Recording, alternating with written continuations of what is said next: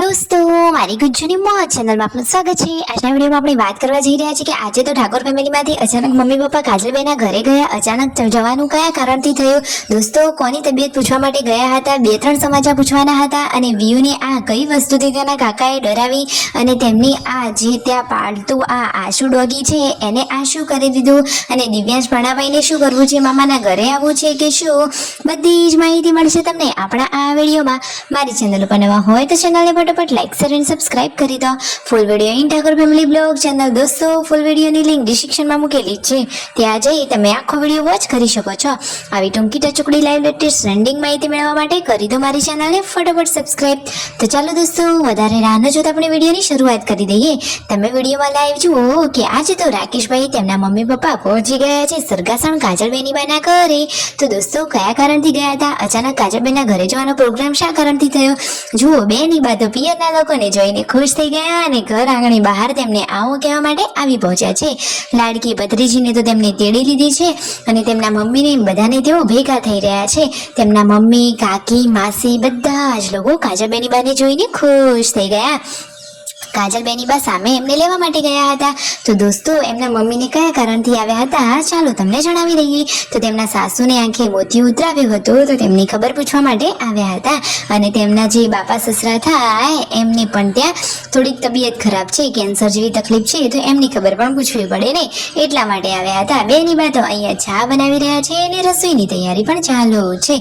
એ ત્યાં સુધી તો દિવ્યાંશ ભાણાભાઈ સ્કૂલમાંથી આવી ગયા છે અને ભાણાભાઈ આવ્યા અને તેમને જોઈને દાદા દાદી તો કેટલા ખુશ થઈ ગયા। જુઓ તો ખરા, દિવ્યાંશ ભાણાભાઈ તો આવતા વેત જ થેલો મૂકી અને યુનિફોર્મ પહેરેલો છે અને આવીને સીધા દાદી માના ખોળામાં બેસી ગયા। એ તો સૌનો લાડકો અને દુલારો ભાણ્યો છે।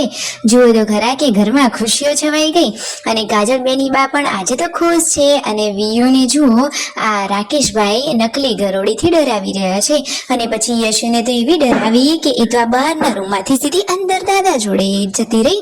જુઓ તો ખરા એકદમ મસ્તી ટાઈમ મસ્ત એન્જોય કર્યો અને ફાઇનલી જમવાનું રેડી છે, દાળ ભાત શાક રોટલી અને મસ્ત મજાના ગોટા અને કઢી। બેની બાએ સરસ જમવાનું બનાવ્યું છે અને દિવ્યાંશ ભાણાભાઈ પણ દાદીમા સાથે જમવા બેસી ગયા। ફાઇનલી આજે તો યશુ અને વિયુ પણ તે લોકોના મમ્મી વગર આજે રાકેશભાઈની સાથે આવી ગયા છે તેમના ફોઈબા કાજલબેનના ઘરે।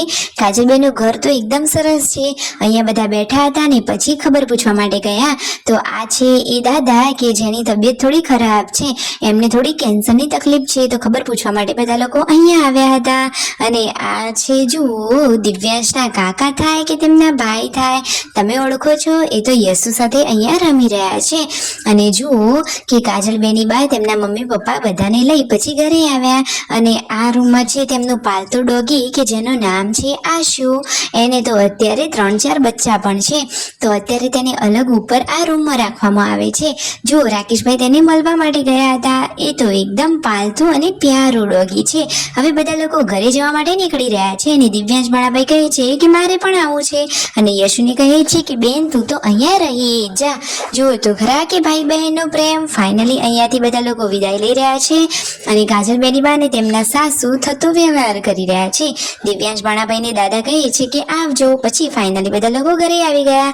શિલ્પા ભાભી ખબર પૂછી રહ્યા છે અને યશુને કહે છે કે કાજલ બુઆ તને શું કહેતા હતા, તો યશુ કહે છે કે મને તો એ લાડ કરતા હતા અને રાકેશભાઈ અહીંયા મરચાં વાવવાની તૈયારી કરી રહ્યા છે, સાથે આખો પરિવાર અહીંયા જમવા બેસી રહ્યા છે અને મિતાંશ તો મસ્તી કરી રહ્યા છે ચોટી વાળીને।